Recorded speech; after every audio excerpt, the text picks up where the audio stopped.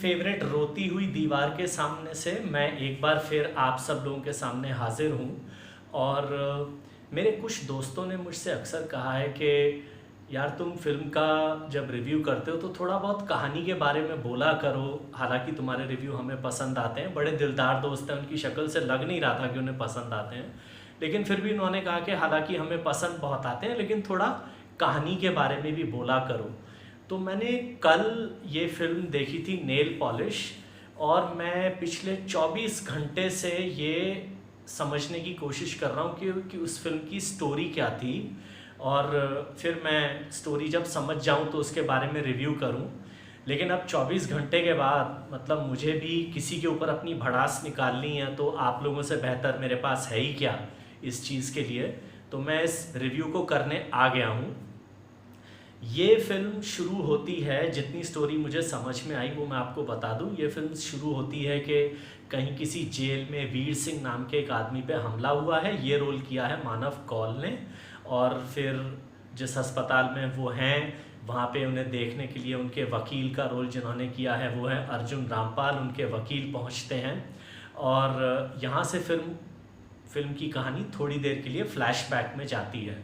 और इससे पहले कि फिल्म के नाम पे इस महान कनस्तर को मैं बजाना शुरू करूं,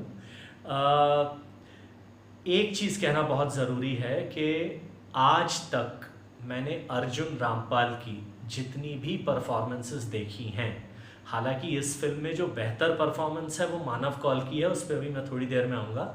आज तक जितनी भी फिल्में मैंने अर्जुन रामपाल की देखी हैं उनकी बाकी सारी परफॉर्मेंसेस एक तरफ, और इस एक अकेली फिल्म की उनकी परफॉर्मेंस एक तरफ। आप में से जितने भी लोग अर्जुन रामपाल के फ़ैन हैं या उनकी एक्टिंग को पसंद करते हैं या उनकी पर्सनालिटी और स्टाइल को पसंद करते हैं, इस फिल्म को ज़रूर देखिए। मुझे लगता है कि अर्जुन रामपाल ने बिल्कुल अपना दिल निकाल के रख दिया इस परफॉर्मेंस में, और इस परफॉर्मेंस को देखने के बाद मेरा ये यकीन और पक्का हुआ कि एक महान एक्टर है, ज़बरदस्त स्क्रीन प्रेजेंस है, ज़बरदस्त स्टाइल है, और इस आदमी को बॉलीवुड क्यों मौका नहीं दे रहा। मतलब बॉलीवुड को S/O और D/O के आगे अब कुछ दिखता नहीं है शायद। तो एक तो ये बात है। दूसरा, मानव कौल जो उन्होंने वीर सिंह का रोल किया है, जो आगे जाके चारू रैना बन जाते हैं, क्यों बन जाते हैं वो स्पॉइलर हो जाएगा। वैसे मेरा एक ये भी मानना है कि यार गोबर फिल्मों का स्पॉइलर कैसे होता है, पर लोग कहते हैं कि स्पॉइलर होता है, तो मैं नहीं बताऊंगा। पर coming back to the second last positive thing about this movie, Manav Kaul की परफॉर्मेंस बहुत ही ज़बरदस्त है, और वो भी एक ऐसे एक्टर हैं जो मेरा प्रेडिक्शन है कि शायद काफ़ी आगे तक जाएंगे। जैसे मुझे अब तक याद है कि तुम्हारी सुलू जैसी फिल्म में जो पूरी तरह विद्या बालन के लिए लिखी गई, उनके ऊपर टिकी हुई, और विद्या बालन कोई ओंगी पोंगी एक्ट्रेस नहीं है, उसको अगर आप रोल दे दो, फिल्म अच्छी हो, डायरेक्टर अच्छा हो, तो वो अच्छों को चबा के खा जाए स्क्रीन पे। उसके सामने मानव कौल टिक गए थे, और बहुत अच्छी तरह से टिक गए थे। तो मानव कौल ने यहाँ भी बहुत ही अच्छी परफॉर्मेंस दी है। इसके बाद ये फिल्म क्या है, मतलब खिचड़ी, भेलपूरी, दही बड़ा और कस्टर्ड मिला के जो आपको मिलेगी डिश, ये पिक्चर वो है। मैं रिपीट कर देता हूँ, खिचड़ी, भेलपूरी, दही बड़ा और कस्टर्ड, ये मिला के आप खाइए, जो स्वाद आएगा वही इस फिल्म को देखने से आएगा। फिल्म शुरू होती है एक क्राइम थ्रिलर की तरह, बच्चे गायब हो रहे हैं, मर रहे हैं, सेक्सुअली असॉल्ट भी हो रहे हैं बेचारे, और बहुत ही भयानक ढंग से बच्चों की जली हुई लाश मिलने का एक सीन है। इसके बाद थोड़ा आधे घंटे 40 मिनट तक फिल्म अच्छी लगती है, एक एक धागा खुल रहा है। वीर सिंह, ये मानव कौल का जो कैरेक्टर है, इसके ऊपर शक है। अब क्या ये सही शक है, क्या ये गलत शक है, हमें नहीं मालूम। फिल्म की शुरुआत में दिखाया गया है कि एक SUV में जिसमें बच्चों की लाश ली जा रही थी, उसको छोड़ के कोई ड्राइवर भाग जाता है। वो आदमी कौन है वो डायरेक्टर साहब ने बताना ज़रूरी नहीं समझा। अब उनका नाम ही बग्स भार्गव कृष्णा है। बग्स की हिंदी कीड़े, तो जिसके नाम में ही कीड़े हैं वो ऐसी कीड़ों भरी स्क्रिप्ट बनाएगा, ऐसे कीड़ों भरा ही डायरेक्शन देगा शायद। तो ये फिल्म देख के भी आपके दिमाग में कीड़े ही भरेंगे। तो बग्स भार्गव कृष्णा साहब ने एक इंटेलेक्चुअल टाइप फिल्म बनाने की कोशिश की है, और हमारे इस देश में कुछ लोग ऐसे हैं, कुछ रिव्यूअर्स या जो भी, उनको आप ये कह दो कि ये तो इंटेलेक्चुअल फिल्म है, ये सबके लिए नहीं है, तो फिर वो आप गोबर पे कुछ भी परफ्यूम छिड़क के दे दो, उन्हें लगता है ये बड़ी अच्छी डिश है कोई।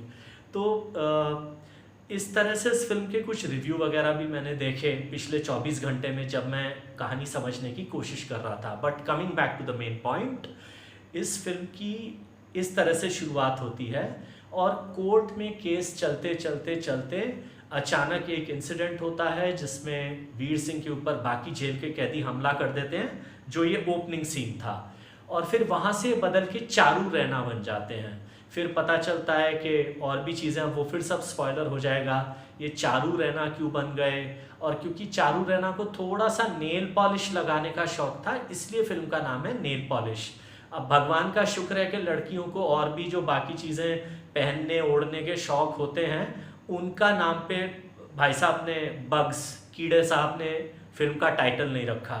तो ये फिल्म के टाइटल के पीछे का आइडिया है। एक बार जब मानव कौल चारू रैना बन जाते हैं, उसके बाद सिवाय उनकी परफॉर्मेंस के इस फिल्म में और कुछ बचता नहीं। और ठीक है, थोड़ा बहुत सस्पेंस है कि वो चारू रैना क्यों बन गए, और फिर वही बकवास के एक साइकोलॉजिकल डिसऑर्डर या ये वो, थोड़ा सा वो ज्ञान भी ठूंसने की कोशिश की गई। लेकिन as a middle class audience, जिसकी अकल भी मिडिल क्लास से थोड़ी नीचे ही है, मैं ये समझ नहीं पाया कि ये फिल्म क्राइम थ्रिलर थी या साइकोलॉजी पे लेक्चर थी, या हमें सिर्फ ये कहा गया कि आप अर्जुन रामपाल और मानव कौल की एक्टिंग को स्टडी कीजिए, ये था क्या। तो वही बात है कि जो हमारे डायरेक्टर, जो मैं बार बार इतनी बार कह चुका हूँ, जब ये इंटेलेक्चुअल फिल्म बनाते हैं तो इनकी स्क्रीन प्ले ऐसी होती है जैसे बच्चे कागज़ की नाव बना के नाली में छोड़ देते हैं ना, कि जहाँ तेरी किस्मत वहाँ जा, वैसा ये स्क्रीन प्ले लगते हैं। क्योंकि ये अकड़ होती है कि हमने इंटेलेक्चुअल फिल्म बनाई है तो स्क्रीन प्ले की ज़रूरत नहीं है।